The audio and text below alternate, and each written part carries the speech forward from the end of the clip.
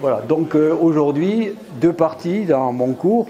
D'abord, je finis ce que j'avais laissé en plan la semaine dernière, c'est-à-dire la partie consacrée à l'émergence du musée moderne. On était en 1938-39, là je vous dis, on va reprendre juste là. On va finir ça, et en suivant, je vais entamer le deuxième volet qui sera consacré à ce que j'ai appelé l'explosion muséale des années 70 à aujourd'hui, vous voyez. Et là, je me concentrerai sur la France uniquement, parce qu'il y a tellement d'exemples que ce n'est pas la peine d'aller chercher ailleurs. Il y a une telle profusion de créations architecturales dans ces années-là qu'il y en a même trop, quoi. Voilà. Il a fallu que je fasse un choix un peu rigoureux. Alors, en ce qui concerne cette partie que j'avais donc laissée en cours, on va s'y reporter tout de suite. Ah, on ne veut pas rester bloqué.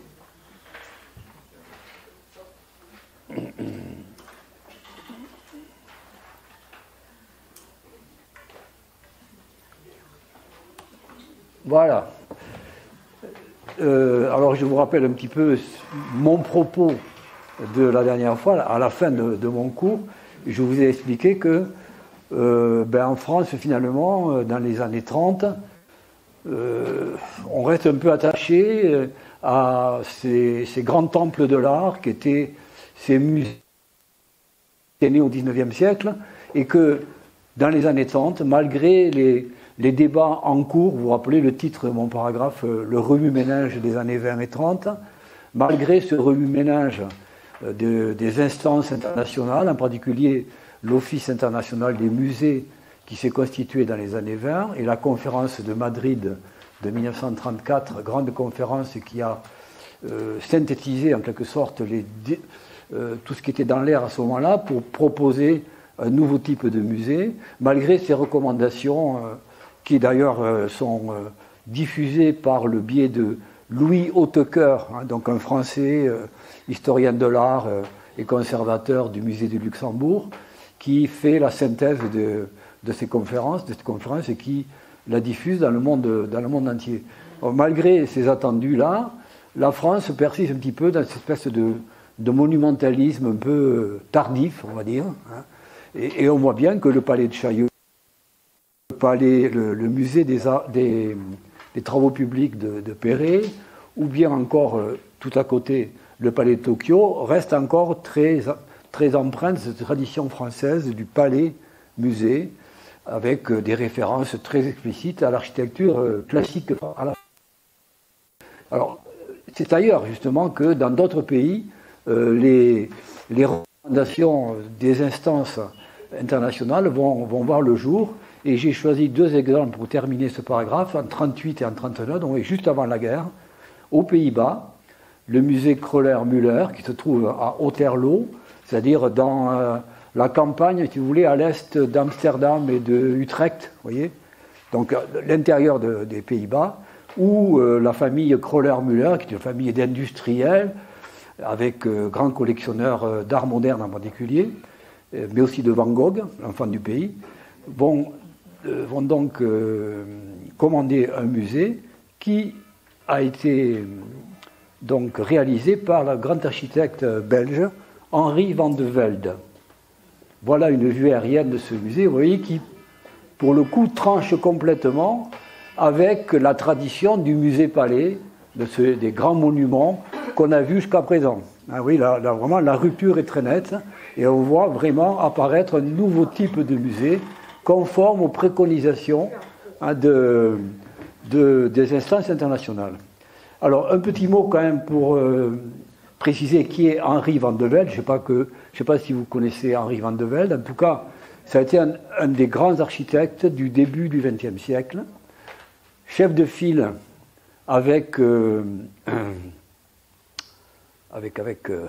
chef de file de l'Art Nouveau à Bruxelles, avec Victor Horta, voilà, autre grand nom de l'architecture Art Nouveau belge. Bruxelles a été un des grands foyers de l'Art Nouveau en Europe, à ce moment, même, on pourrait dire, le principal foyer de l'Art Nouveau en Europe dans les années 1890-1910. Henri van de Velde a été un des chefs de file de cette école bruxelloise. Et la notoriété qu'il a acquise lui a permis d'être appelé ensuite en Allemagne, où il a continué son œuvre à la fois d'enseignant et de praticien de l'architecture. Et c'est par exemple lui qui est engagé par les autorités du duché de Saxe, pas Saxe-Cobourg, non. Donc, disons, de la Thuringe, simplifié, la Thuringe, où se trouve la ville de Weimar, très importante dans l'histoire culturelle de l'Allemagne, et c'est là qu'il va réorganiser l'école des beaux-arts et l'école des arts appliqués pour en faire un nouveau type d'école, plus ouverte à la modernité, à ce qu'on va appeler bientôt le design, pour l'ameublement. Et comme la guerre de 14 éclate à ce moment-là, il est obligé à un moment donné de quitter l'Allemagne, puisqu'il est belge, et que donc dans le conflit européen, la Belgique est occupée par les Allemands. Il est obligé de se réfugier en Suisse, en quelque sorte, mais avant de partir, il glisse à l'oreille des responsables de Weimar le nom de celui qu'il souhaite voir nommé à la tête de cette nouvelle école qu'il a réformée. Et vous voyez apparaître donc ici la naissance du Bauhaus, à Weimar, qui a été fondé en 1919 par Walter Gropius. C'est lui, Van de Velde, qui introduit Gropius auprès des autorités de Thuringe pour fonder cette école d'un type nouveau. Donc vous voyez le poids de ce bonhomme dans l'histoire architecturale de l'Europe. Et en 1937, à l'époque où nous nous situons, en dehors de ce musée-là, il réalise aussi le pavillon de la Belgique à l'exposition de 1937 à Paris. Le pavillon qui se trouve exactement de l'autre côté de la Seine, en face du pavillon allemand avec la swastika et l'aigle nazi. Voilà. Alors, revenons à notre sujet. Voilà Henri Van de Velde qui propose, vous voyez, un musée tout à fait différent. Vous voyez d'abord un musée qui est sans étage, vraiment rez-de-chaussée, avec une simplification de l'architecture et un simple jardin intérieur ici. Vous voyez, remarquez déjà sur le toit les ouvertures qui sont les entrées de lumière. Ce musée, en fait, les murs qui clôturent l'ensemble sont clos et il n'y a pas d'ouverture latérale. On fait le choix délibéré d'un éclairage zénithal qui paraît le plus conforme pour mettre en valeur les éléments de la collection. Voilà le plan, vous voyez, avec la cour centrale, et vous remarquerez la fluidité en particulier qui a été recherchée par l'architecte, avec des salles qui communiquent facilement les unes aux autres, vous voyez, ce qui permet une circulation assez fluide des visiteurs. Voilà une photo prise à l'époque, en noir et blanc donc, et ça, là vous voyez par contre qu'il y a des ouvertures parce que c'est la partie accueil et administration du musée. Mais le musée lui-même que vous voyez ici, les galeries d'exposition que vous voyez derrière, sont-elles fermées? Je pense que vous le voyez bien.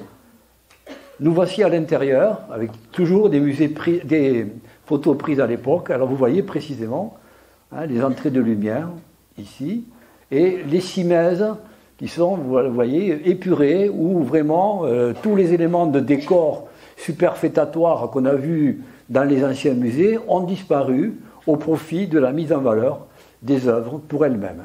Alors voilà les nouveaux partis pris de la muséographie qui se traduisent sur le terrain. Voilà encore, vous voyez, la mise en valeur des œuvres sur des simèses totalement neutres par rapport aux œuvres qui sont exposées. Alors ce modèle-là, évidemment, va peu à peu se répandre dans les nouveaux musées qui vont être construits, mais hélas, comme vous le savez, le conflit va gagner l'ensemble de l'Europe à partir de 1939-40 et on remettra plus tard la construction de nouveaux musées. C'est donc aux États-Unis. Alors voilà, une photo prise plutôt aujourd'hui, qui vous montre comment il baigne dans la verdure. Voilà aussi un nouveau concept, le musée qui est entouré d'un jardin de sculptures et qui est lui-même plongé au milieu d'un espace vert ou d'une forêt. Vous voyez, c'est un nouveau type de rapport du musée à son environnement. Alors que jusqu'à présent, les musées étaient plutôt au centre des villes, vraiment hyper urbains. Au passage, voilà une extension qui a été construite dans les années 60. Je vous la montre parce qu'elle est tout à fait représentative de après-guerre. dans le prolongement de ce qu'on vient de voir, comment les nouveaux musées conçoivent les galeries, les simèses, l'ouverture à la lumière. C'est une extension qui est 1965 et qui est l'œuvre d'un autre architecte hollandais qui s'appelle Rietveld, un grand nom aussi de l'architecture européenne, qui a été un des fondateurs du mouvement de Stijl, qui a été le grand mouvement moderniste hollandais des années 20 et 30. Voilà l'intérieur, vous voyez, avec l'ouverture sur le paysage qui l'entoure, et toujours la prise de lumière aussi horizontale, zénithale. Mais vous voyez la mise en valeur des œuvres par rapport aux simèses qui l'entourent. Alors, dans les musées que je présente aujourd'hui, il y a un musée qui sera absent, vous le remarquerez, c'est la Fondation Math de Saint-Paul-de-Vence, qui est construite aussi dans les années 60, mais je la réserve pour un cours ultérieur. Je ne la perds pas de vue. Pendant ce temps-là, à New York, de l'autre côté atlantique, précisément, la modernité se fait jour avec la construction du nouveau musée qui va accueillir le MoMA. Le MoMA qui a été fondé 10 ans auparavant, en 1929. Le MoMA, donc je rappelle, ça veut dire le Museum of Modern Art. Donc vous voyez, l'objet du musée, il s'agit bien de présenter l'art moderne, qui pour les Américains, mais pour les critiques en général, commence en gros à Cézanne. Vous voyez, en gros, c'est ça, à l'époque, l'art moderne, ça commence avec Cézanne et Matisse, en gros, et au-delà. Alors, c'est là que vont être exposées les œuvres qui figurent déjà dans les collections de richissimes Américains qui les ont accumulées depuis le début du siècle sur les conseils des uns et des autres et qui ont acheté à tour de bras, précisément dans la peinture française, Matisse, Cézanne, Signac, puis Picasso, le Fernand Léger, etc. Tous ces gens-là ont déjà été repérés et achetés aux États-Unis. Alors vous voyez que la façade de ce nouveau musée tranche singulièrement avec son environnement urbain de l'époque. Le New York de l'époque n'est pas du tout le New York d'aujourd'hui, un siècle après. On est dans une époque où la plupart des immeubles de Manhattan sont des immeubles, il n'y a pas beaucoup de gratte-ciel encore, si ce n'est dans le sud, du côté de Wall Street, mais dans Midtown, qui est le quartier du MoMA, c'est-à-dire vous voyez, le milieu de Manhattan, il y a relativement peu de gratte-ciel encore. Un des nouveaux gratte-ciel, c'est intéressant, c'est l'ensemble qui constitue le Rockefeller Center. Et précisément, les fondateurs du MoMA, il y a la femme de Rockefeller. Donc les grandes fortunes américaines se sont déjà installées dans ce statut de grands mécènes, surtout à la fin de leur vie, quand ils ont accumulé une fortune considérable, comme les Rockefeller, dont vous savez que le nom symbolise même le capitalisme américain dans ces années-là. Alors c'est donc l'épouse de John Rockefeller Jr., le fils du fondateur de la dynastie Rockefeller, qui regroupe plusieurs autres personnes comme elle, des grandes fortunes new-yorkaises, pour fonder un musée dédié à l'art moderne et ainsi donc contribuer à faire connaître au public américain l'avant-garde de l'art de l'époque. Alors, l'exposition inaugurale, c'est intéressant. Là voici. Elle ne se tient pas dans ces locaux parce que pendant les 10 premières années, le MoMA n'est pas construit. Le MoMA que je viens de vous montrer, il s'ouvre en 1939. Le trust, le groupement qui s'est constitué pour fonder le MoMA, c'est réalisé en 1929, 10 ans auparavant. Donc pendant plusieurs années, le MoMA n'aura pas de lieu attitré. Il va exposer de ci, de là, notamment au Plaza Hotel ou même au Rockefeller Center, et pour finir par construire un musée propre. Et voilà donc la première exposition qui a été ouverte à ce moment-là, en automne 1921, et vous voyez qu'il s'agit principalement, à part Van Gogh, des grands maîtres français de la peinture moderne, tels qu'on les définit à cette époque-là. Vous remarquez comme à Otterlo, les simèses neutres et le souci de mettre en valeur les œuvres sur ce support relativement neutre. Donc. Ça, c'est une photo plus récente, mais pour vous montrer qu'on va glisser progressivement de ces galeries avec un fond neutre, avec les murs blancs qui vont devenir un des poncifs, je dirais, de la muséographie moderne à partir des années 50 et 60. Ça, ce que les Anglais ou les Anglo-Saxons appelleront le white cube, le cube blanc, c'est-à-dire qu'on considère à un certain moment que pour mettre en valeur les œuvres, il faut des murs blancs, et non plus même avec des couleurs, vous voyez, atténuées comme dans les expositions précédentes, mais là vraiment le mur blanc. Donc on voit apparaître là un type de muséographie qui va s'imposer un peu partout dans le monde à partir des années 50-60. Là vous voyez les Demoiselles d'Avignon de Picasso, qui sont un des chefs-d'œuvre majeurs de Picasso, qui a été acheté par les Américains avant la guerre de 14 et que les Français ont laissé partir, comme beaucoup d'autres œuvres de Picasso et Matisse. Et voilà, autre élément intéressant à propos de ce MoMA, non seulement on s'intéresse, je dirais, aux arts plastiques traditionnels, la peinture, la sculpture, mais on s'ouvre à des champs nouveaux, alors en particulier l'architecture, et l'architecture moderne avant tout. Ça va être un des grands foyers de diffusion de l'architecture moderne, et puis également d'autres médias comme la photographie, un des hauts lieux de la photographie, et les collections du MoMA aujourd'hui sont parmi les plus grandes collections de photographie du monde.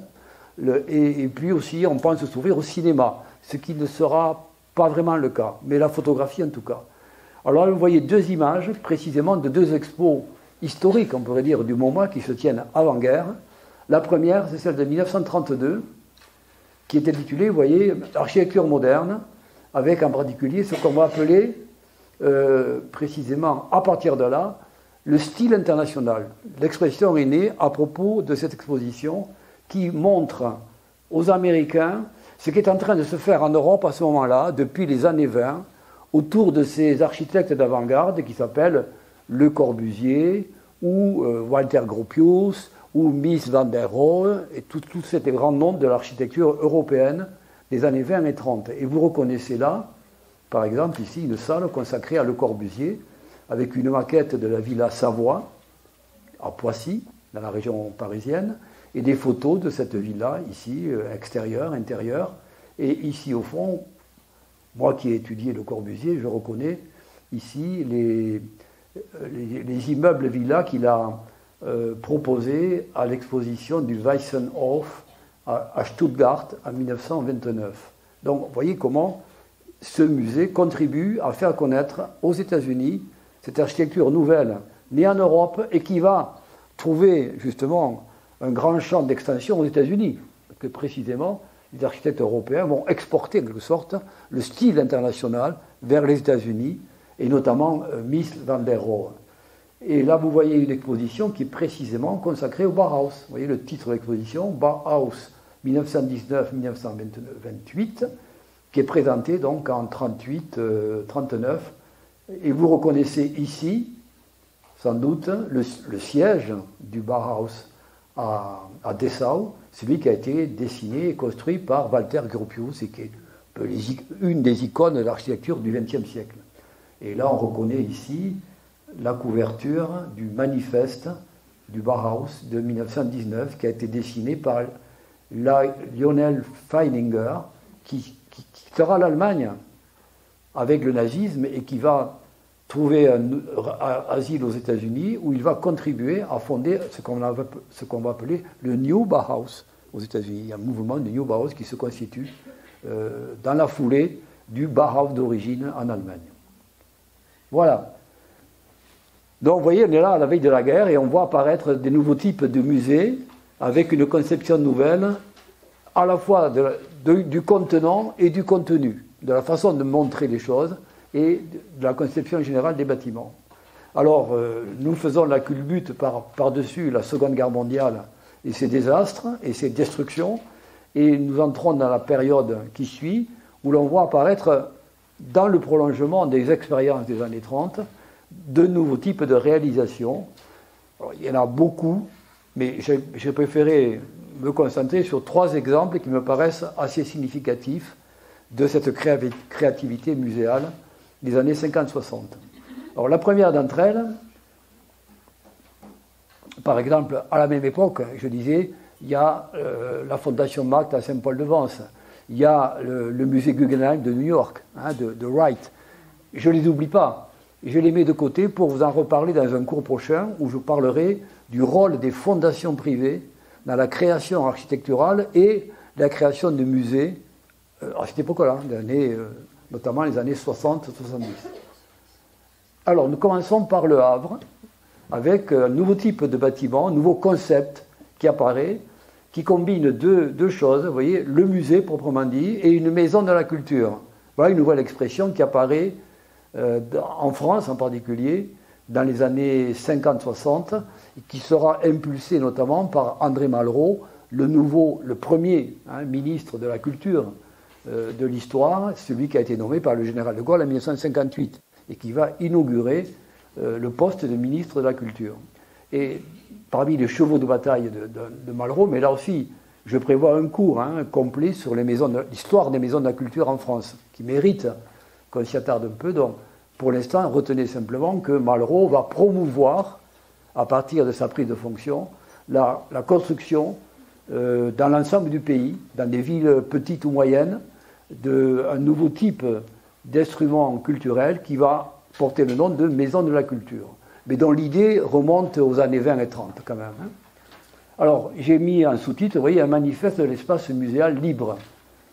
C'est en effet ce qui caractérise cet endroit lorsqu'on le visite encore aujourd'hui.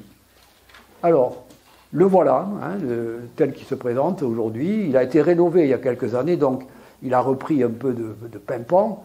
Il était un peu décrépit il y a une dizaine d'années, mais là, il a retrouvé ses couleurs d'origine et il est vraiment tout à fait restauré dans ses qualités architecturales et plastiques.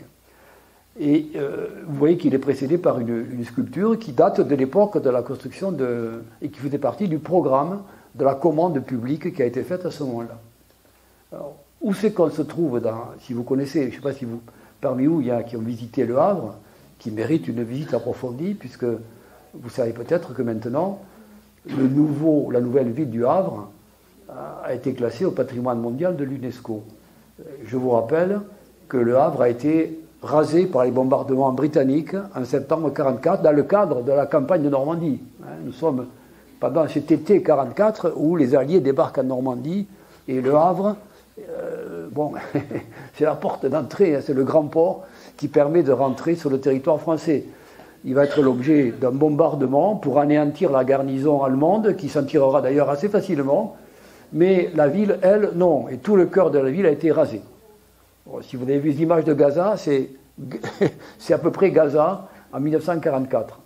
Alors, les années 45-60 sont les années de la reconstruction où Auguste Perret, architecte et urbaniste en chef, reconstruit la ville du Havre selon un nouveau type d'immeubles et de quartiers que j'ai détaillé dans un cours précédent, mais je ne vais pas m'aventurer là-dedans aujourd'hui. Simplement, vous voyez, la position du musée est intéressante parce qu'elle est juste dans ce triangle qui est un peu la pointe sud de la ville du Havre, qui s'ouvre à la fois sur la Manche, ici, et sur l'estuaire de la Seine qui s'ouvre là, vous voyez. Donc on a une position tout à fait intéressante dans la topographie de la ville. C'est un musée qui est bien placé, si vous voulez, bien localisé dans l'espace urbain. Et voilà une photo prise le jour de l'inauguration, le 24 juin 1961, avec le ministre en personne qui est venu présider à cette journée d'inauguration, qu'il considère donc comme un événement fondateur. C'est la première maison de la culture qui est ouverte en France. Vont suivre toute une volée d'autres, comme Bourges, Amiens, vous voyez, bon, très rapidement. Mais ça, c'est celle qui est considérée un peu comme le point de départ. Alors, ce bâtiment correspond à un programme nouveau, inédit, où sont combinées plusieurs fonctions qui jusque-là étaient séparées ou n'existaient pas. La fonction muséographique habituelle, avec à la fois des salles ou des espaces d'exposition, des réserves, des ateliers, tout ceci n'est pas nouveau. Simplement, ce qui va être nouveau, c'est la conception de la circulation des visiteurs à l'intérieur de l'espace muséal. Se combine à cela des activités d'un type nouveau qui correspondent à la notion de maison de la culture, c'est-à-dire de maison ouverte au grand public pour des activités, je dirais, communes, enfin assez simples, comme la bibliothèque, les salles de conférence, des salles de concert, ou en tout cas des lieux pour faire des concerts. Ça ne veut pas dire qu'on va concevoir forcément des salles de concert ès-qualité, mais on va prévoir des lieux où on pourra donner des concerts. De même qu'on pourra exposer de la photographie, nouveau médium, et le cinéma fait aussi son entrée dans ce type de lieu. Ce qui est quand même un peu nouveau, parce que jusqu'à présent, les cinémas, c'est les grandes salles populaires dans les quartiers de loisirs des grandes villes ou des petites villes, et pas du tout à l'intérieur d'une maison de la culture. Vous voyez, le cinéma accède à un rang nouveau également dans la hiérarchie de la culture. Pour répondre à ce programme général, la ville du Havre réunit une équipe assez complexe avec 3 architectes associés, Lagneau, Veil et Dimitrevitch, peu importe leur nom. Hein. Disons que c'est des architectes qui ont été un peu formés dans les cabinets, les cabinets des architectes modernes, donc ils sont imprégnés de la culture de l'architecture moderne, et prêts donc à utiliser des matériaux qui sont ceux de l'architecture moderne. Le béton, le fer, l'acier, le verre, par exemple. Et ils sont associés avec un certain nombre d'ingénieurs dont j'ai mis le nom ici parce que ce sont des noms importants de cette période. Lafaille, Sarget, Prouvé sont des ingénieurs constructeurs qui ont beaucoup compté dans la France de l'après-guerre, de la reconstruction et du début des 30 Glorieuses, avec un certain nombre de réalisations clés, comme par exemple, pour Jean Prouvé, vous voyez le palais du CNIT à la Défense, vous voyez, avec ça, hein, ces voûtes de béton incurvées, ben ça date de 58, et un des auteurs de ce CNIT, c'est comme ça que ça s'appelait au départ, c'était Jean Prouvé. Alors voilà, hein, pour montrer que c'est une équipe, ce n'est pas un seul architecte, mais c'est toute une équipe qui a travaillé en collaboration pour concevoir ce lieu tout à fait nouveau.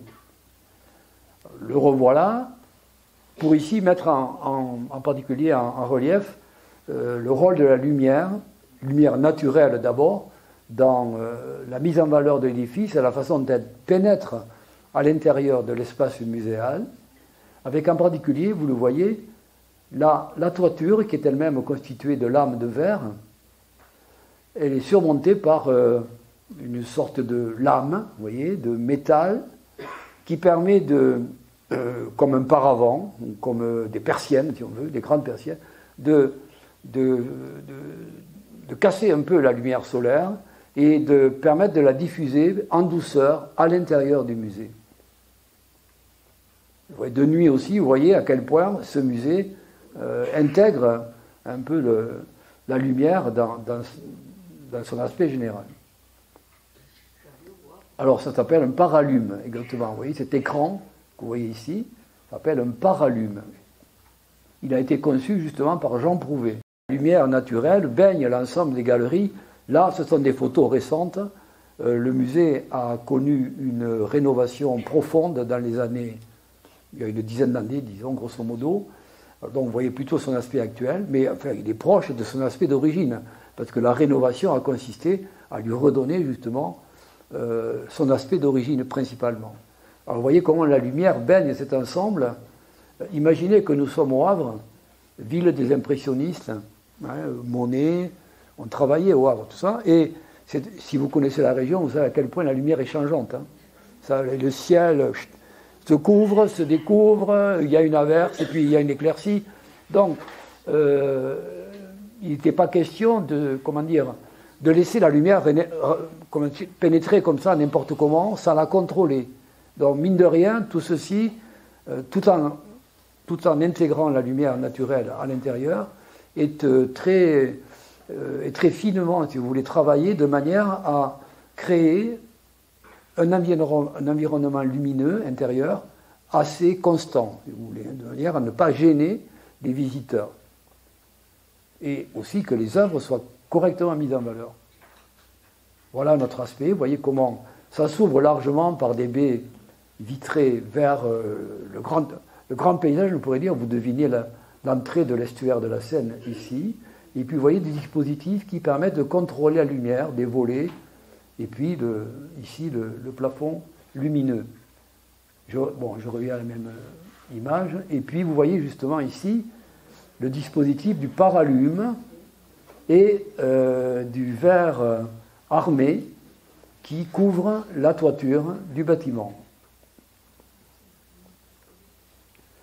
Autre aspect intéressant, rappelez-vous ce que je vous ai dit la semaine dernière sur la conception du musée moderne de Le Corbusier, avec le musée à croissance illimitée, vous voyez, avec une sorte de spirale carrée, et avec l'idée qu'il fallait se débarrasser des façades monumentales, mais qu'ici, hein, le côté monument public a disparu, au profit d'un bâtiment simplement fonctionnel, et que on reprend un petit peu l'idée corbusienne ici de du passage direct à l'intérieur du musée, jusqu'au cœur du musée, en franchissant ici un fossé, une sorte de bassin, si vous voulez, qui fait que donc le spectateur est invité à pénétrer jusqu'au cœur du musée d'entrée et de voir se dérouler les salles ensuite tranquillement sous ses yeux. Je reviens à une image aussi qui rend compte de ça. Vous voyez, donc, quand on rentre dans le musée, on rentre directement à ce niveau-là. On rentre plutôt au premier qu'au rez-de-chaussée. Ce qui fait que d'entrée, on a cette vision, vous voyez, de cette lumière qui baigne cet espace très large, spacieux, où on est invité à déambuler. Et effectivement, on peut déambuler parce qu'il y a des circulations qui ont été imaginées de manière, vous voyez, à vous permettre de vous balader librement. En quelque sorte, il n'y a pas d'itinéraire imposé, comme dans les anciens musées où il y a salle 1, salle 2, salle 3, avec des grands numéros, et puis on vous invite à suivre cet ordre. Là, pas du tout. Vous circulez comme une promenade architecturale à la manière de ce que préconisait Le Corbusier. Voilà, vous voyez, avec des galeries, des coursives, qui rappellent d'ailleurs un peu l'architecture navale, en quelque sorte. Les coursives, ça vient des paquebots en particulier. Voilà. Et puis, une belle mezzanine qui permet d'avoir un accès très direct aux toiles de petit format qui sont souvent un petit peu délaissées parce que, à côté, grandes, elles sont un peu perdues. Mais là, on a spécialement conçu, vous voyez, une mezzanine qui permet d'avoir sous les yeux, directement, très près, tout un tas de petites œuvres comme ça, notamment celles justement des paysagistes de la fin du 19e.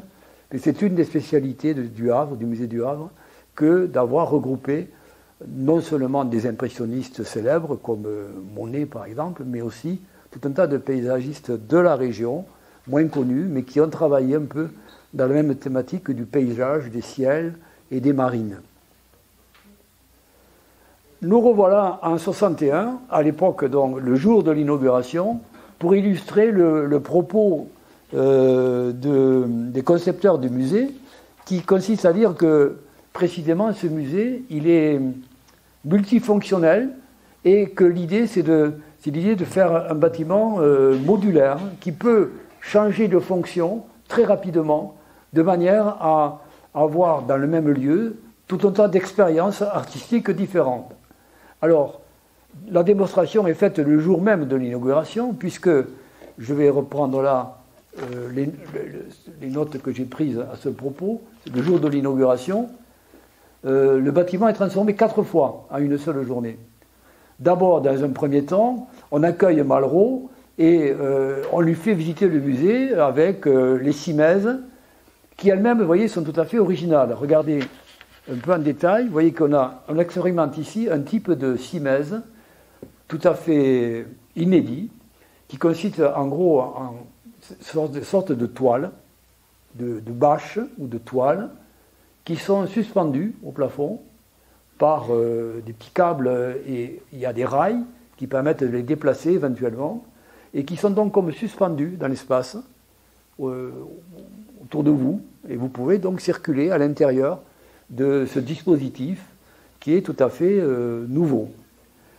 Deuxième configuration, après donc le repas, le déjeuner, s'est transformé en salle de concert, comme vous pouvez le voir, très rapidement. Et vous voyez là l'orchestre qui est en train de s'installer, et on installe des sièges pour assister à un concert. Puis, 2 heures plus tard, après le concert, de nouveau, le musée qui cette fois est ouvert non plus seulement aux officiels, mais au grand public. Donc là, cette fois, la population du Havre était invitée à venir admirer ce nouveau lieu.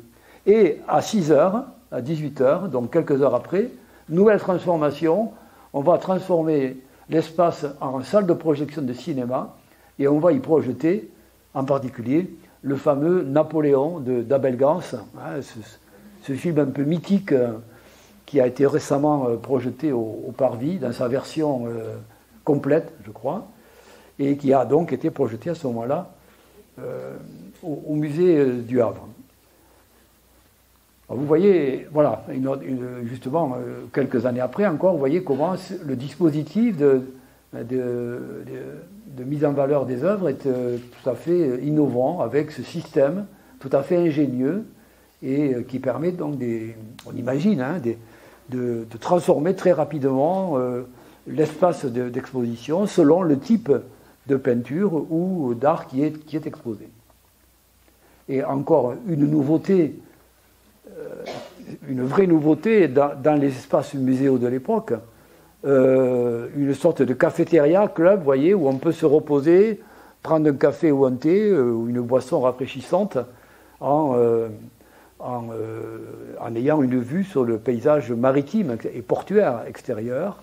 Aujourd'hui, ce club, c'est le restaurant. Donc si vous avez l'occasion d'aller au Havre, moi, je vous conseille d'aller jeter un œil à ce restaurant qui s'ouvre sur l'entrée de l'estuaire de la Seine et la Manche, et où on le voit, le va-et-vient des grands porte-containers, notamment multicolores. Vous voyez, c'est un spectacle qui fait que bon, le musée est vraiment intégré à la vie portuaire et urbaine du Havre.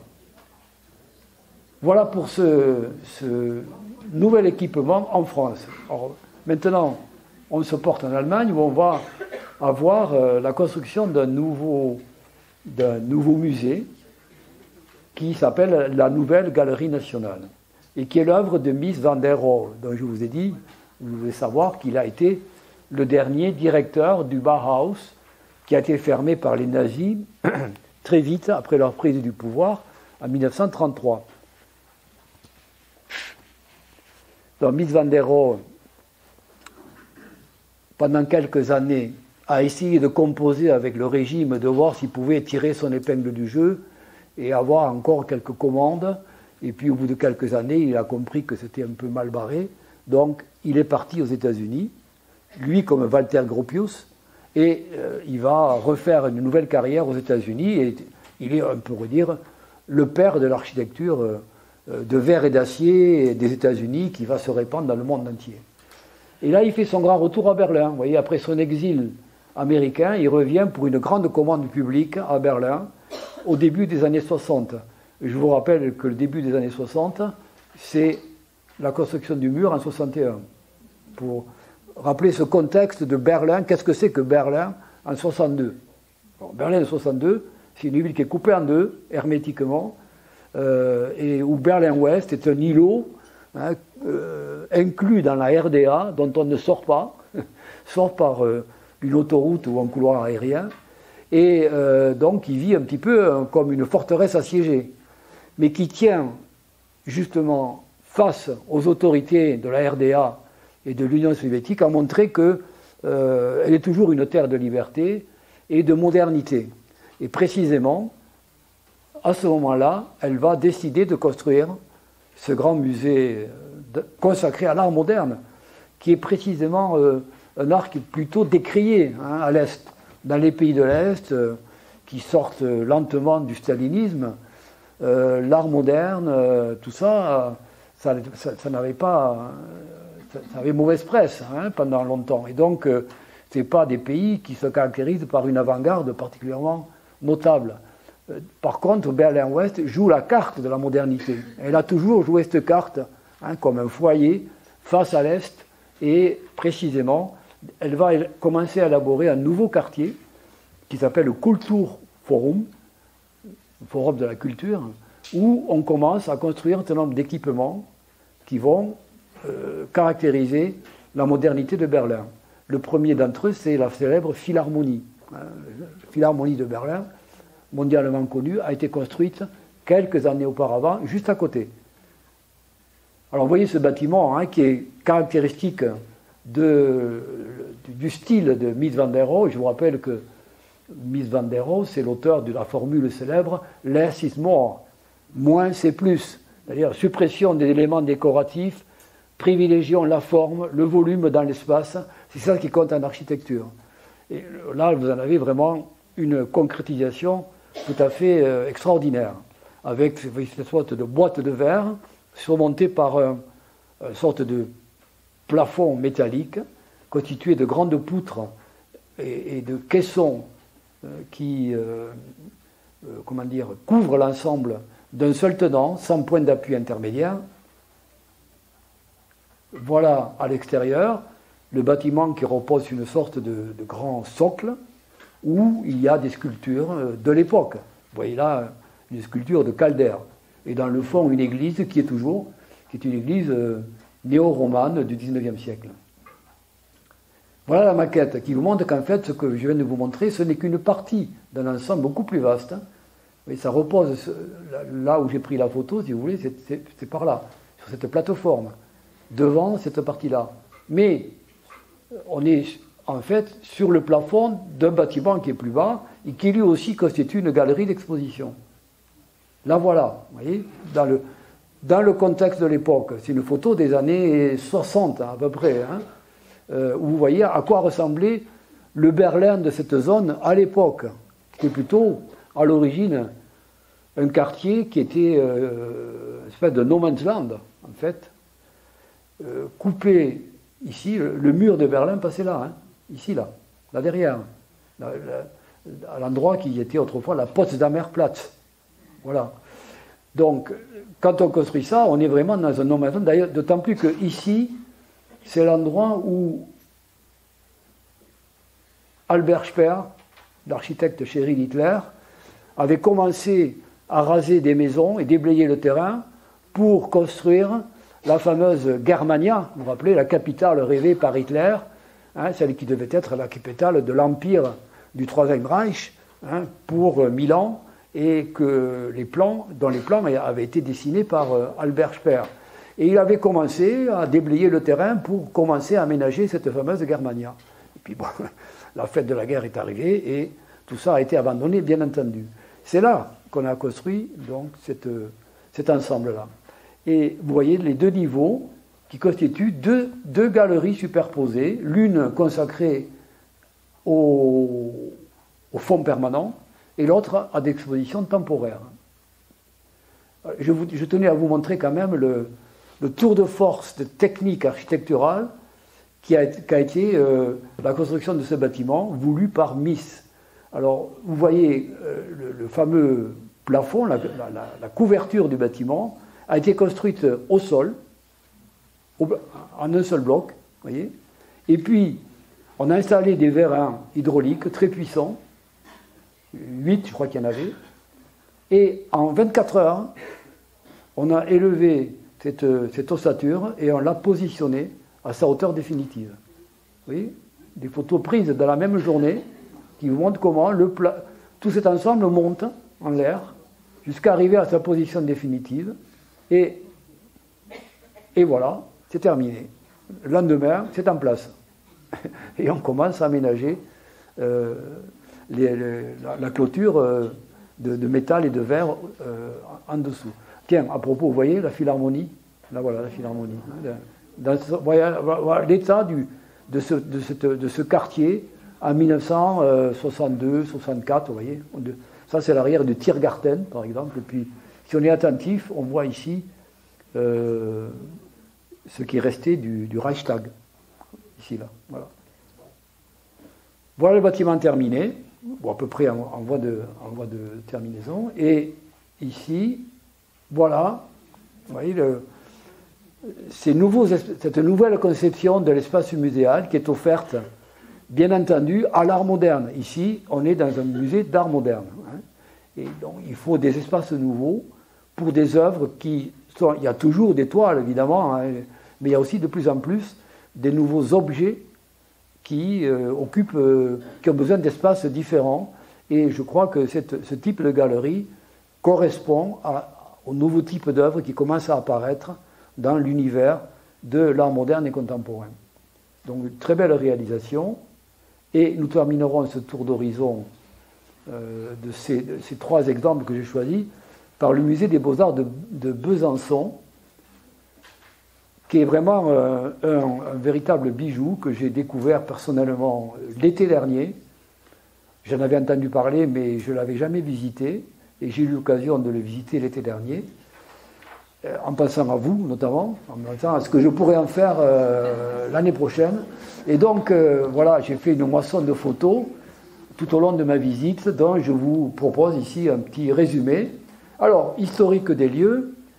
Alors là, on n'est pas dans un bâtiment nouveau au départ, on est dans une ancienne halle au grain du 19e siècle, qui a été transformée en musée des Beaux-Arts au milieu du 19e. Vous voyez, à l'époque où on construisait le musée de Damiens, que je vous ai montré, ou de Rouen, une chose comme ça, ou de Lille, à Besançon, comme on dit là-bas, Besançon, en Franche-Comté, on installe le musée des Beaux-Arts qui déjà existait.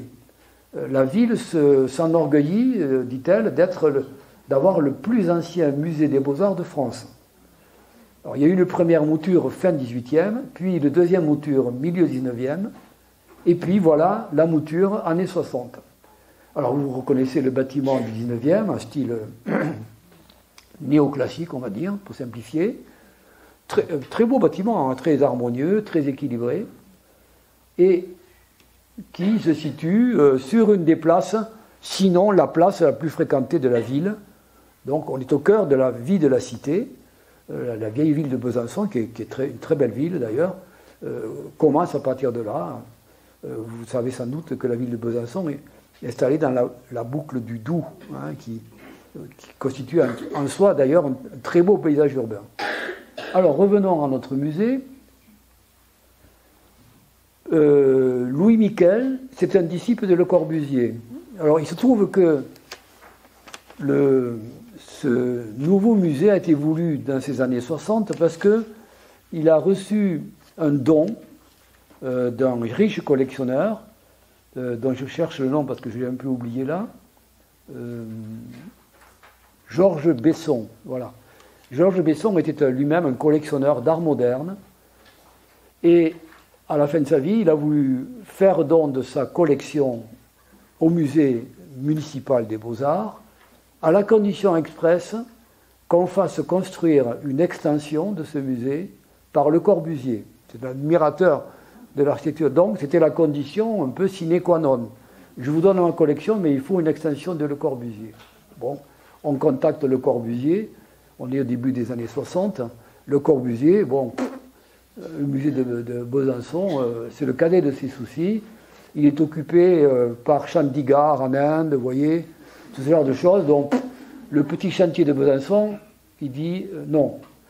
Alors, on le propose à André Wojcinski, qui est son bras droit depuis pas mal de temps, qui est un peu son chef d'atelier, et qui lui-même est très occupé et qui repousse aussi la demande. Alors, on suggère, à ce moment-là, il suggère, hein, Wojcinski, un troisième architecte qui s'appelle Louis Miquel, et qui a travaillé dans les années 30 dans l'atelier de Le Corbusier, et qui est surtout connu pour ses réalisations en Algérie.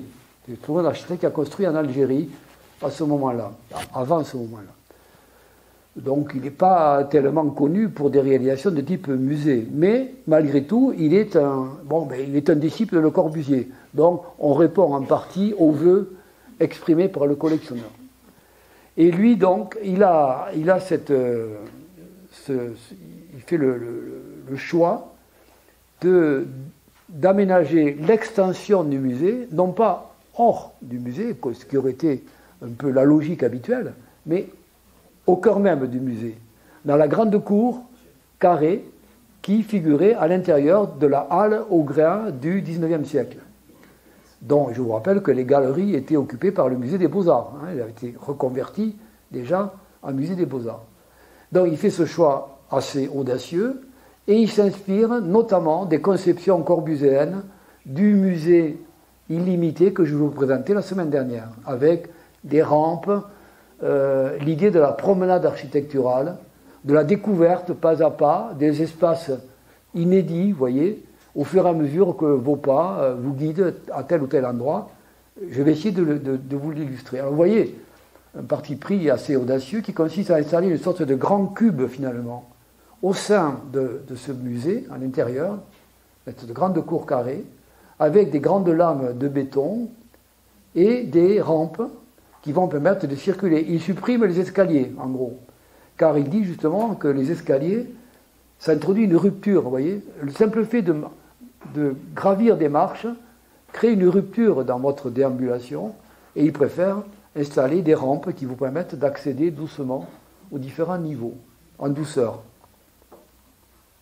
Voilà une coupe qui permet de mieux comprendre. Vous voyez les bâtiments anciens, qui sont eux-mêmes des galeries d'exposition, et au milieu, vous voyez l'ensemble constitué de grandes lames de béton qui organisent l'espace intérieur. Et voilà un plan, vous voyez, on voit très bien les deux parties du musée, la périphérie du 19e et le centre des années 60. Voilà le hall d'accueil qui donne sur la place que je vous ai montrée. Et puis, voilà, ce hall d'accueil. Vous voyez, on a très bien conservé l'architecture ancienne du 19e, elle a été même très bien mise en valeur. Elle vous introduit au cœur du musée, et voilà comment on voit tout de suite, dès le hall d'accueil, que l'architecte a procédé, comment il a procédé pour installer son extension centrale. Vous voyez ici, justement, voilà les murs 19e, et voilà les murs en béton. Et vous voyez comment, voilà la banque d'accueil du musée. Le hall d'accueil est là, hop, on rentre là, et on prend son billet ici, et puis vous circulez. Et vous voyez comment donc l'extension est venue s'installer à l'intérieur de cette cour carrée, avec des points d'appui, sortes de points d'appui qui sont qui sont des passerelles entre l'extension moderne et les galeries anciennes, et qui sont disposées à différents endroits de cette sorte de cube, de ce volume intérieur. Alors voilà les galeries à l'ancienne, qui sont magnifiquement rénovées, et où il y a en particulier les collections de la préhistoire et de l'époque romaine, parce que Besançon a été une grande capitale de province romaine, et il y a donc des vestiges romains conséquents qui ont été trouvés sur différents sites et qui sont exposés en partie là. Donc rien que pour ça, le fonds de collection de Besançon est tout à fait remarquable. Et puis, on commence, vous voyez, la pérégrination à l'intérieur de l'espace nouveau, avec le choix à caractère brutaliste de l'architecte. Je vous rappelle, le brutalisme, c'est cette esthétique, ce mouvement très puissant dans les années 50 et 60, qui est un parti pris esthétique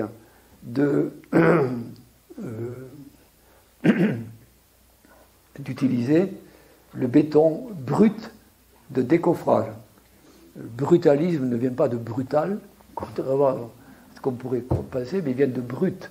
C'est-à-dire l'idée qu'on va non pas enduire, peindre le support constructif en béton armé, mais au contraire, on va l'utiliser comme élément décoratif, avec y compris, bien sûr, la trace des planches de coffrage, que vous voyez très bien ici, et qui est même utilisé comme un élément esthétique. Alors, beaucoup d'architectes utiliseront ce style-là en variant justement les planches de coffrage de manière à créer des effets visuels différents. En tout cas, ça permet, vous voyez, justement de créer des fonds neutres. On retrouve ici la problématique de la neutralité des fonds pour mettre en valeur les œuvres. Et là, je trouve que c'est parfaitement réussi. Et puis, d'entrée, on s'aperçoit que finalement, on est invité à se déplacer un peu comme on veut. Là, comme je le disais précédemment, il n'y a pas d'ordre imposé. Vous circulez, l'architecture vous incite à circuler librement. C'est même pas qu'on vous dit, monsieur, vous pouvez aller où vous voulez. Hein. Non, vous le voyez, vous le sentez spontanément. Dès que vous pénétrez dans le lieu, vous voyez que vous êtes invité, tout naturellement, à circuler où bon vous semble, là où votre œil va vous porter et où votre intérêt va vous porter. Et voilà justement un croquis de l'architecte Louis Miquel qui vous montre précisément qu'il a prévu, vous voyez, des circulations à tous les niveaux qui permettent d'avoir en permanence des points de vue complètement différents sur le même lieu. Bon, je vais essayer de vous le montrer.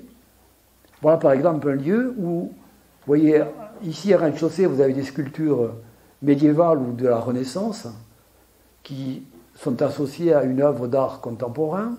Et vous voyez surtout comment les circulations sont disposées. Vous voyez ici des sortes de mezzanines, de passerelles, où vous pouvez comprendre que lorsque vous êtes là, vous avez un point de vue plongeant sur ce même lieu. Comme ici, vous voyez, vous reconnaissez l'œuvre qui était sur le mur, et vous voyez que de là, on a une autre vue sur les sculptures que vous aviez au rez-de-chaussée. Puis vous voyez que vous avez ici une autre passerelle, en quelque sorte, qui au-dessus, va vous permettre de circuler au-dessus de ce dispositif. Au passage, une œuvre majeure du musée, c'est une sculpture de Rodin, de Victor Hugo. Je vous rappelle que Victor Hugo est natif de Besançon. Hein, c'est une célébrité de Besançon. Et la ville ne pouvait pas manquer d'avoir une effigie de Victor Hugo, présentée nue, avec ses attributs virils bien marqués. En tout cas, une vision assez originale de Victor Hugo, écrivain. Derrière, une œuvre, vous voyez aussi le mélange des époques de l'artiste contemporain qui s'appelle François Morlet, qui travaille beaucoup sur le néon. Alors voilà, je vous ai pris une photo où on voit très bien le système de circulation. Vous voyez une lampe de béton et vous voyez une rampe ascendante d'un côté et de l'autre, et comment vous pouvez passer très facilement d'une vision d'un côté à une vision d'un autre, et vous voyez tout le temps comme ça le dispositif visuel. Là encore, vous voyez, système de mezzanine, et l'originalité permanente qui fait que votre attention est souvent soutenue. Vous savez à quel point, vous l'avez tous ressenti sans doute, parfois les visites de musées peuvent s'avérer au moment un peu pénibles, fatigantes. On finit par être saturé, quoi. Bon, bref, vous voyez, on en a marre au bout de 2 heures, ça commence à fatiguer, fatigue oculaire, etc. Bon, ben, dans ce musée, je vous assure, vous pouvez passer 2 ou 3 heures, vous en rendez pas compte. Vous êtes tout le temps happé par des visions nouvelles qui font que finalement, vous ne ressentez pas du tout. Et puis, je vous le dis, ces rampes en pente douce permettent d'évoluer à l'intérieur de l'espace sans s'en rendre compte, finalement. Ce qui fait que vous êtes constamment sollicité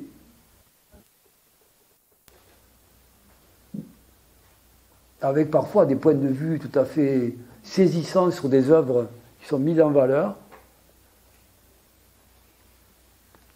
Vous voyez, comme ici.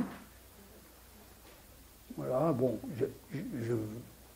je pourrais les multiplier, mais enfin, pour vous donner une idée de cette conception tout à fait inédite de la circulation à l'intérieur d'un musée moderne, qui comprend à la fois des collections anciennes et même archéologiques, et puis tout en montant, il y a quand même, c'est un peu chronologique, lorsqu'on arrive en haut, on arrive au XXe siècle, à la collection du fameux collectionneur qui avait légué sa collection au musée. Et puis, autre enfant du pays quand même, Gustave Courbet. Courbet, c'est le grand peintre franc-comtois. Et il y a deux grandes belles compositions de Courbet, en particulier celle-ci que je me fais le plaisir de vous montrer, qui est l'Hallali, qui est une scène de chasse à court dans les espaces du Jura, enneigés en hiver, et qui est de très grande dimension, ce qui fait que là, vraiment, quand vous êtes devant cette toile, on est quand même saisi par la puissance de Courbet, sa manière de représenter ces paysages de Franche-Comté, du Jura, et on est vraiment, on pourrait dire, dans la scène, pratiquement, parce que les personnages son grandeur nature, hein, en gros. Donc vous avez vraiment l'impression d'être dans l'espace même qui est représenté. Voilà. Et puis, cette dernière photo, pour revenir à l'extérieur, vous voyez comment le musée est étroitement intégré à la vie urbaine. La ligne tramway passe à côté. Quand vous êtes sur les salles du rez-de-chaussée, ici, qui sont vitrées, enfin qui s'ouvrent par des ouvertures vitrées, vous avez les passants qui passent là devant. Vous voyez, vous êtes vraiment mêlé à la ville ordinaire. Et donc, il y a quelque chose de très rassurant, de très accueillant dans ce musée urbain, qui est vraiment une très grande réussite à mon avis. L'explosion muséale en France, un demi-siècle de création continue, 1970-2020, c'est-à-dire des années 70 à aujourd'hui, quoi, en gros. Alors, pour ça, j'ai divisé mon travail en 4 points successifs. Vous voyez qu'il y a de la matière. Hein. Les chantiers présidentiels, qui sont quelque chose qui a vraiment marqué un peu l'opinion française au cours de ces dernières décennies. Les grands chantiers présidentiels, de Pompidou à Chirac, c'est-à-dire en gros de Beaubourg au musée du Quai Branly. Ensuite, dans le même esprit, à la même époque, la poursuite de l'équipement d'un grand musée dans les régions, des musées d'un type nouveau. On va voir divers exemples, notamment Metz, Lens, par exemple. Et puis, si j'ai le temps, je traiterai rapidement les nouveaux lieux insolites que l'on consacre à l'art et à la culture aujourd'hui, et les lieux pour l'art actuel. Mais ça sera plus rapide, et puis s'il le faut, je le sauterai, parce que je ne vais pas non plus trop m'attarder quand même. Alors voyons. Alors les chantiers présidentiels, il y aura 5 points successifs, avec, vous les connaissez comme moi, au moins 2 noms, pour les avoir visités, Beaubourg, Orsay, la Cité des Sciences à la Villette, le Grand Louvre et le Quai Branly. Alors chacun des présidents a eu son heure de gloire. Hein. Chacun a son nom attaché à une de ses réalisations. Pompidou, successivement Pompidou, Giscard d'Estaing, Mitterrand I et Mitterrand II, et Jacques Chirac. Chacun a son nom attaché à un de ces grands équipements nationaux qui font aussi le renom de la France dans le monde entier. Alors commençons par le premier d'entre eux, le centre Pompidou à Beaubourg, centre national, qui s'appelle officiellement, qui au départ en tout cas, s'appelle le Centre national d'art et de culture. Et vous voyez qu'il y a là aussi associé art et culture, et que ce n'est pas du tout indifférent.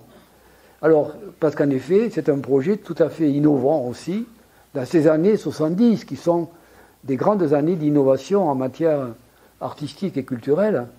Donc, un projet innovant à la fois par le contenu, c'est-à-dire le programme qui préside à sa construction, qu'est-ce qu'on demande aux architectes de réaliser, de penser, et puis ensuite par son contenant, c'est-à-dire la façon dont les architectes ont répondu à ce programme, avec un objectif général qui est dans l'air du temps. On est dans les années post-68, et même si Pompidou n'est pas exactement à 68 ans, c'est le moins qu'on puisse dire, mais néanmoins, la France de cette époque-là, c'est une France qui baigne dans un esprit nouveau, où un des mots d'ordre, pour en tout cas le secteur artistique et culturel, c'est de favoriser au maximum la rencontre entre le public, le grand public, et les œuvres d'art. Et c'est dans la continuité du ministère de Malraux, hein, qui a régné pendant les années 60. Et dans ce prolongement, et dans l'esprit des années 70, il s'agit d'avancer dans la voie de ce qu'on pourrait appeler globalement la démocratisation de l'accès à l'art et à la culture. Et en même temps, faire de ce lieu un lieu vivant, un lieu urbain par excellence. Alors, le choix du lieu. Pourquoi Beaubourg? C'est un peu le fruit du hasard. Ce n'est pas du tout une stratégie pensée à l'avance. Vous voyez une photo du vieux Paris jusqu'aux années 60. On y reconnaît encore les halles de Baltard. Elles sont toujours debout. Vous voyez? Donc, on est au cœur de Paris. Vous avez l'île de la Cité ici. Voilà le boulevard Sébastopol, qui mène tout droit vers la gare de l'Est. Et Ici, à gauche, commence le quartier assez largement délabré, à cette époque-là, qui s'appelle le Marais. Le Marais commence là, à peu près. Et avec ces vieux hôtels particuliers, plus ou moins occupés par des artisans, tout ça, dans un état assez lamentable souvent. Et ici, vous avez une rue qui s'appelle la rue Beaubourg. Alors, ce quartier était fortement insalubre, au point qu'au début du siècle, on a commencé, les autorités parisiennes, ont commencé à délimiter des quartiers insalubres, foyers de tuberculose ou autres maladies, enfin, en tout cas qu'il convenait d'éradiquer, si possible. Donc on a commencé à déterminer dans l'espace parisien des îlots qui étaient destinés à être démolis, à être rasés pour faire place à des bâtisses hygiéniques, on va dire. Et le premier d'entre eux, c'est celui-là. Vous voyez ? Entre la rue Beaubourg et la rue... je ne me rappelle plus. Là, il y a la rue Quincampoix, bon, et la rue Beaubourg. Rambuteau, exact. Voilà. Et donc, on démolit ça, je crois, avant la guerre de 14. Et puis, comme souvent en France, ça traîne. Et on est dans les années 60. L'îlot a été démoli, mais il n'y a rien qui a poussé à la place. Et c'est devenu un parking. Hein, la voiture est reine, la bagnole, comme on dit à l'époque, est rentrée dans la ville. Et donc, cet espace est utilisé comme un parking sauvage, presque, on pourrait dire.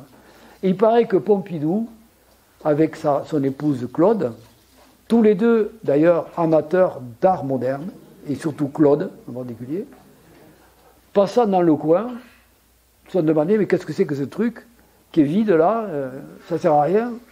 Et c'est de là que serait venue l'idée d'y installer ce vieux projet qu'ils avaient en tête de créer un centre, un musée d'art moderne digne de ce nom.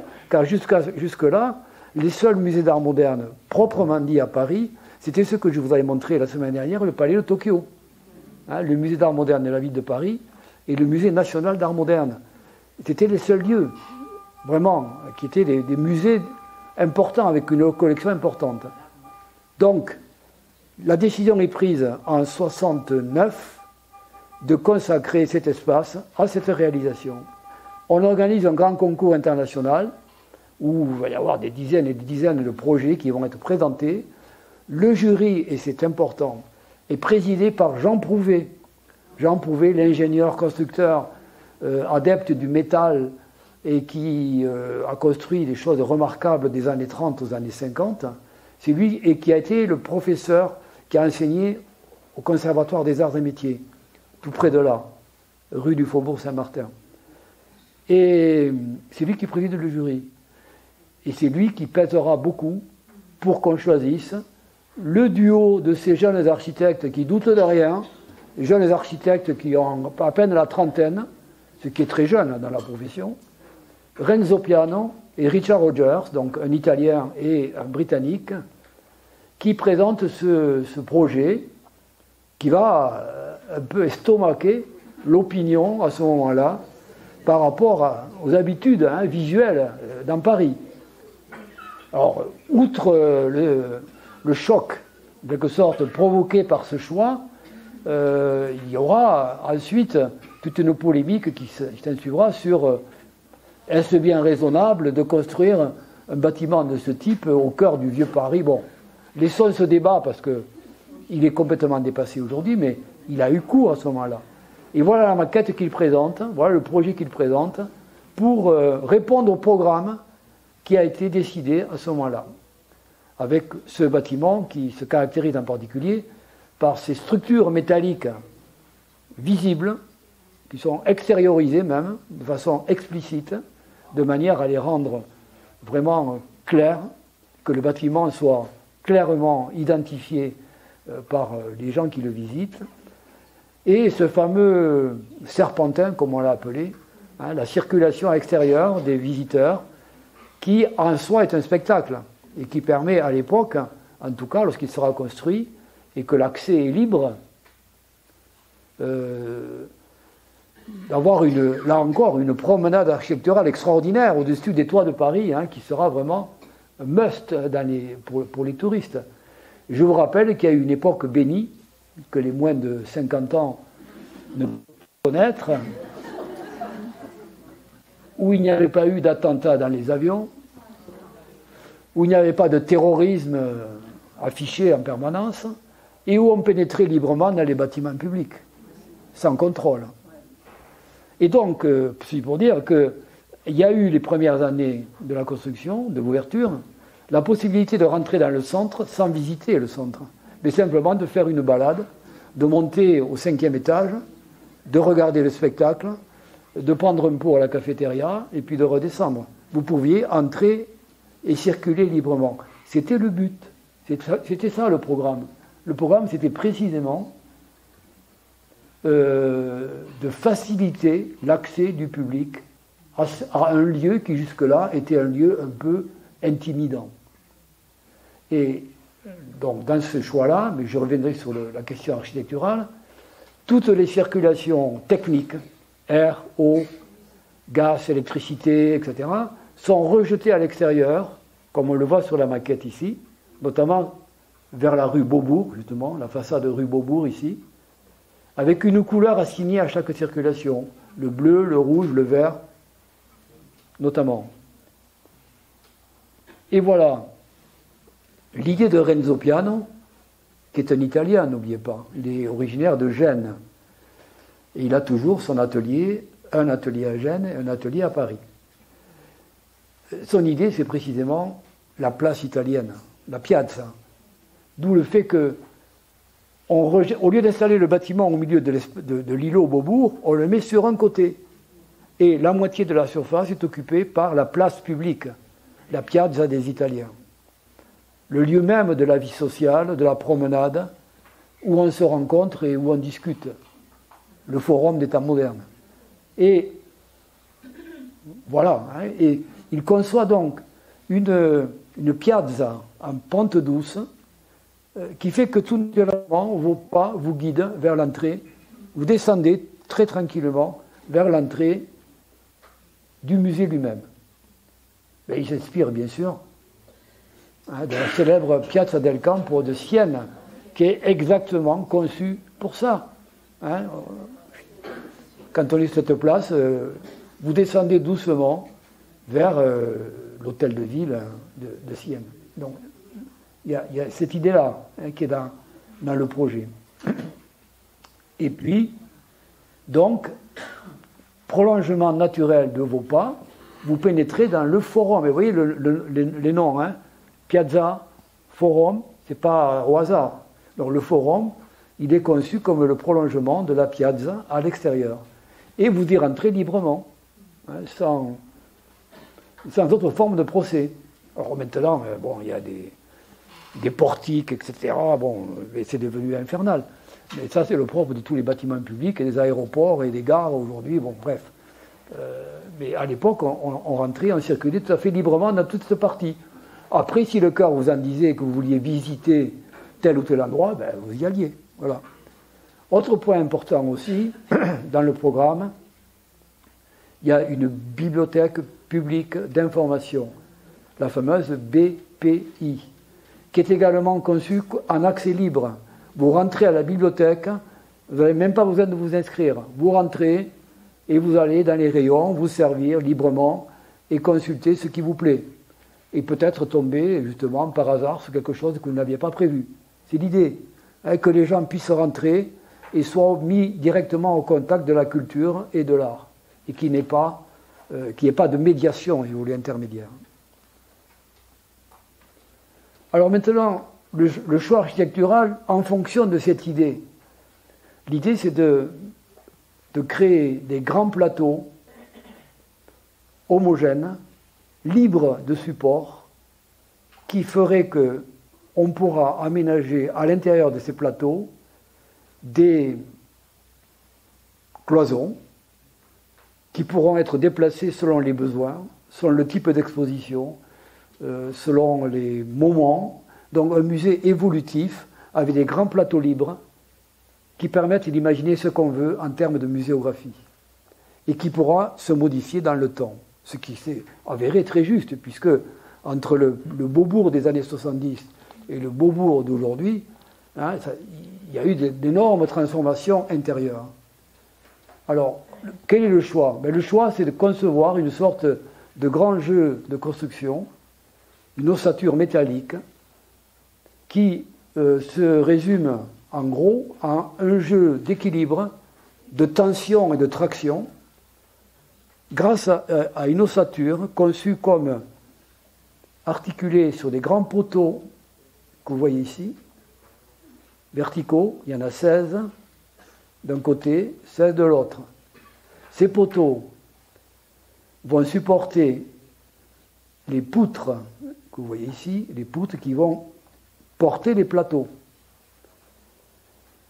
Le lien entre ces poutres et ces poteaux se fait par une pièce essentielle, une sorte de cheville qui articule l'ensemble et qui s'appelle des gerberettes. C'est un nom rigolo qui vient d'un ingénieur allemand du 19e qui a conçu, qui s'appelait Gerber, et qui a conçu des pièces destinées précisément à équilibrer les constructions métalliques. Ensuite, il y a un jeu de tirants qu'on voit ici devant,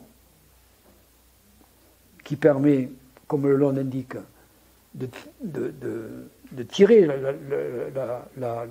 l'ossature et de la fixer au sol, et qui est complété par des éléments en diagonale qui sont conçus comme pour lutter contre le contreventement. Quand vous montez votre étagère Ikea, il y a un moment où il faut équilibrer les plateaux et vous avez dans l'emballage des tiges métalliques. Mais qu'est-ce que c'est que c'est? Ben oui, c'est les tiges de contreventement. Si vous ne les fixez pas, votre étagère, elle ne tient pas. Dès que vous mettez 3 livres, ça y est, c'est plié. Donc, voilà, le contreventement, c'est essentiel. Voilà, on va détailler un peu tout ça. Voilà comment cette construction s'élève dans le ciel de Paris à ce moment-là, surprenant beaucoup de monde. Ça, c'est vu sur la rue Beaubourg. Voilà, et puis vu côté Piazza, vous voyez, le bâtiment quasiment terminé, avec son ossature parfaitement lisible, ici. Voyons, voilà les fameuses gerberettes qui ont été fabriquées en fonderie en Allemagne. Vous voyez la taille quand même, hein, ce n'est pas des petits objets. Hein, voilà un ouvrier, elles ont été fabriquées en Allemagne et transportées ici. Les voilà ici, vous voyez comment on les fixe sur les poteaux. Voilà la poutre horizontale qui va venir se fixer ici, là, ici, là. Et puis le tirant vertical. Et l'endroit où vous pouvez le mieux le voir, finalement, c'est sur la place Stravinsky, sur le côté, là où il y a la fontaine de Nikit Semphal et de son compagnon, Tinguely, et de Jean Tinguely. Et là, vous voyez très bien, là vous pouvez lire vraiment très clairement le jeu d'équilibre extraordinaire de cette structure ultra légère. Vous voyez, bon, c'est vraiment extraordinaire comme tour de force architectural. Voilà le poteau porteur, voilà les poutres qui tiennent les grands plateaux, voilà les gerberettes, le tirant vertical et donc les éléments de contreventement. Voilà, on les voit bien ici, les éléments de contreventement. Et tout ça est mis en valeur, par la peinture notamment, de manière à ce que il n'y a pas de triche. On vous montre comment c'est fait. On est vraiment dans l'esprit de ce qu'on a appelé le fonctionnalisme, un petit peu dans les années d'avant-guerre, et qu'on appellera, pour qualifier cette époque-là, l'architecture high-tech, qui utilise justement cette technique, elle met en avant, et qui sont des éléments visuels qui participent de l'esthétique générale du bâtiment. Voilà. Bon, je m'attarde un petit peu parce que c'est vraiment un tour de force que peut-être beaucoup de visiteurs ne perçoivent pas à sa juste valeur, mais c'est vraiment tout à fait étonnant. Et je vous invite, et si vous ne l'avez pas déjà fait, la prochaine fois que vous y allez, à regarder tous ces détails de la construction et vous serez quand même assez estomaqué par la sophistication, en même temps que la simplicité du choix architectural et l'efficacité. Alors bon, là, j'en ai déjà parlé, je ne reviens pas. Voilà justement hein, les batteries de circulation hein, qu'on peut comparer aux tripes ou aux artères du corps humain, avec également des grands monte-charges hein, ici, hein, circulation pour monter et descendre tout ce qui est exposé et montré au public.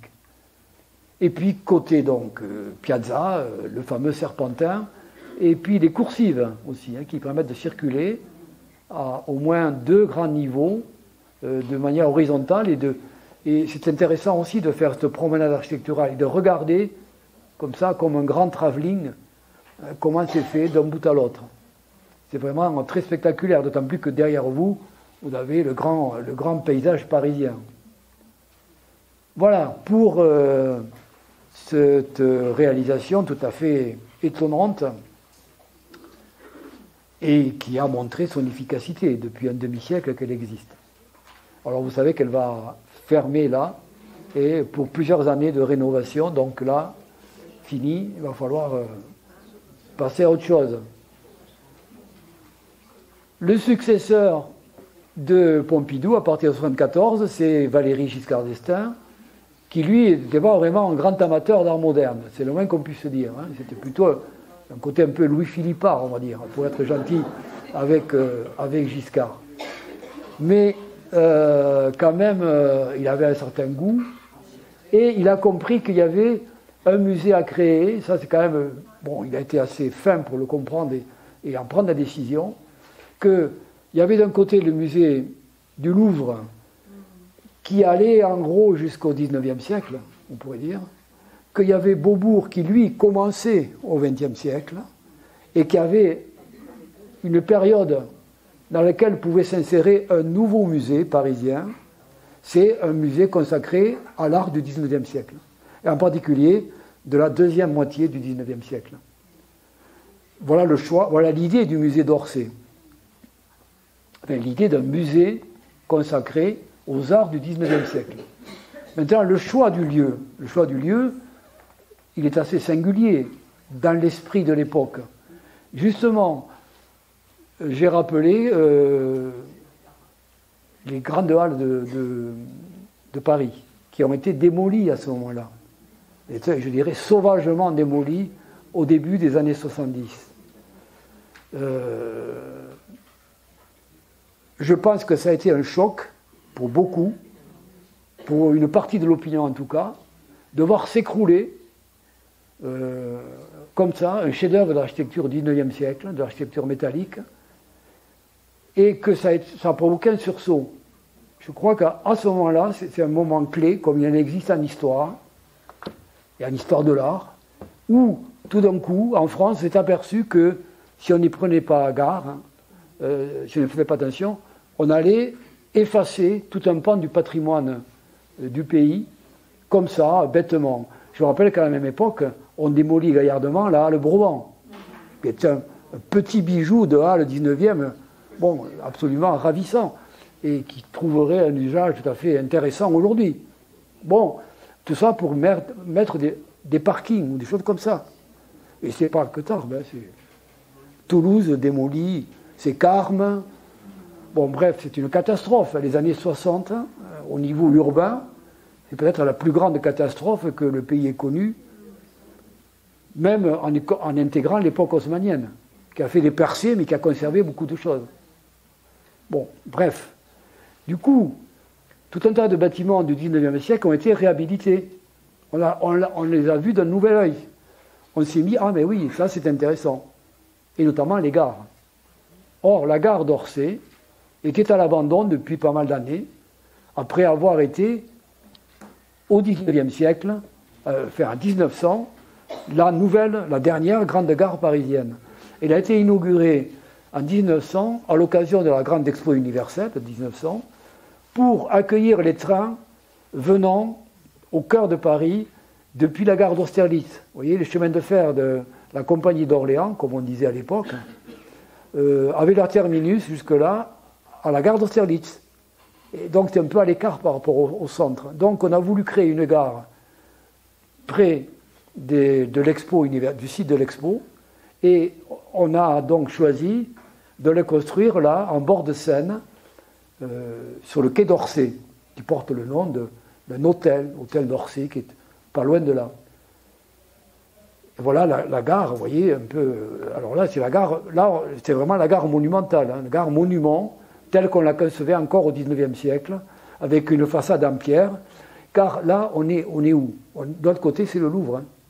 Donc, on ne pouvait pas quand même, surtout à l'époque, concevoir une nouvelle gare qui soit en rupture avec le paysage parisien de la Seine et des grands palais qui l'abordent. Donc, on a convenu de faire une gare monumentale à la manière des monuments français de l'époque. Le chantier a été confié à l'architecte Laloux, Victor Laloux, qui est un architecte originaire de Tours. Et si vous voulez voir des belles réalisations de Victor Laloux, à peu près antérieures à la gare d'Orsay, vous allez à Tours et vous verrez l'hôtel de ville de Tours, qui est le monument de Troisième République extraordinaire, et la gare de Tours, qui est une belle gare avec des grandes verrières, qui est très réussie. Voilà l'intérieur de la gare. On est à l'époque où l'électricité commence à s'installer. Et donc, vous voyez que circulent ici des motrices électriques. Hein, c'est les premiers usages du chemin de fer électrique à Paris. Et vous remarquez en particulier la grande nef qui surmonte les voies, avec cette immense verrière de je ne sais plus combien de milliers de mètres carrés de verre, qui illumine l'ensemble du hall. Et voilà ce qu'on avait pensé en faire dans les années 60. Vous voyez, les foutus années 60 quand même. On voulait démolir la gare d'Orsay et faire un hôtel de niveau, un grand hôtel international, genre Hilton, vous voyez, ce genre d'hôtel qui se répand à l'époque. Hein, c'est un type d'hôtellerie qui se répand dans le monde entier, dans les grandes capitales pour accueillir les grands de ce monde, les gens fortunés. Il y a des grandes chaînes hôtelières qui se constituent. On voulait construire un hôtel comme ça à la place de cette gare. Et heureusement, c'est là que le bras armé de Giscard d'Estaing a servi. Et lui et d'autres ont décidé qu'on allait sauver cette gare dans un premier temps et ne pas la démolir. Et ensuite, dans un deuxième temps, on va en faire un musée. Voilà. Qu'est-ce qu'on peut en faire? On va faire le fameux musée qui manque à Paris, entre le Louvre et Beaubourg, dont on peut dire beaucoup de mal, mais qui quand même s'intègre assez bien au paysage du centre de Paris. Alors voilà, je finirai, si vous voulez, aujourd'hui avec ça. Hein. Donc au musée d'Orsay, voilà, le chantier est confié à un architecte qui s'appelle Philippon, mais surtout ce qui a frappé à l'époque les choix architecturaux, c'est l'aménagement intérieur qui a été confié à une architecte et designer italienne milanaise, Gau Olenti, donc vous voyez le nom ici. C'est elle qui a conçu l'aménagement intérieur. Et le choix a été fait, de conserver la grande voûte et de la mettre en valeur, et de faire entrer la lumière naturelle par là. 2, de concevoir à l'intérieur de ce vaste espace, qui fait quand même 160 mètres de long, je crois à peu près, de concevoir des pièces où l'on pourrait exposer des œuvres, plutôt que dans le grand hall lui-même. Vous voyez, le hall pose des problèmes muséographiques importants. Hein. C'est un énorme volume, on ne peut pas en faire n'importe quoi, on ne peut pas exposer n'importe quoi. Donc on a conçu des pièces sur le côté qui permettent de réunir des œuvres de taille relativement limitée. Si on monte un peu plus haut, on voit mieux. Dans la première photo, on a un sentiment un peu d'écrasement, de grosses masses, d'espèces de mastaba, un peu, vous voyez, ou de construction un peu mésopotamienne. Si on monte un petit peu et qu'on prend un peu de recul, on voit que c'est quand même assez bien conçu, même si ça a été décrié, bien sûr. Tout choix d'aménagement provoque des critiques. Il y en a eu, il y en a eu. Mais globalement, je crois que ça tient assez bien la route. Ce qui fait qu'il y a 3 niveaux d'exposition. Il y a un niveau en dessous, là, que l'on voit dans la première coupe ici, vous voyez, le niveau inférieur, c'est celui-là. Sous le niveau des voies ferrées de départ. Puis, le niveau 1, on pourrait dire, niveau -1, niveau 0, c'est ce niveau-là, avec des mezzanines, vous voyez ici, qui permettent de parcourir cet espace et en même temps d'admirer le spectacle. Et puis, dans les ailes ici, de chaque côté, il y a des pièces plus hautes qui sont également aménagées. Donc, on a 3 niveaux, en gros, en dessous de là, et puis des annexes. Et le parti donc a été choisi de mettre en valeur cette voûte magnifique qui couvre l'ensemble.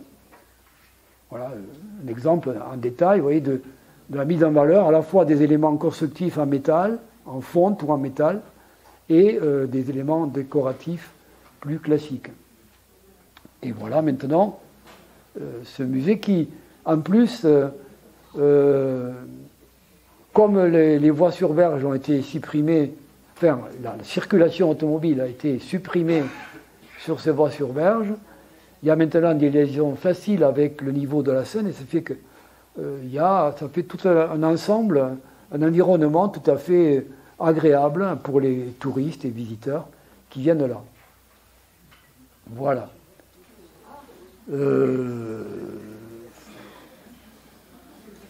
Je prends quelques minutes ou pas? Oui. Juste pour faire ça alors. Alors, la Cité des Sciences et de l'Industrie à la Villette. On est au nord-est de Paris. Alors là, on quitte le cœur de Paris et on voit ici, à l'emplacement des anciens abattoirs, photos aériennes prises sans doute dans les années 60, où on voit à quoi ressemblait cet immense complexe des abattoirs qui datait du 19e avec des grandes halles ici, l'arrivée des wagons à bestiaux là, ou par camion, la grande fontaine qui est à l'entrée qui permettait au bétail de boire un coup avant de rentrer dans la halle, où les attendait un sort funeste, et puis ce qui a été construit dans les années 60, à l'époque gaulliste justement, et ça a été cette construction qui est restée inachevée est considérée comme un des grands scandales immobiliers et financiers de la Ve République.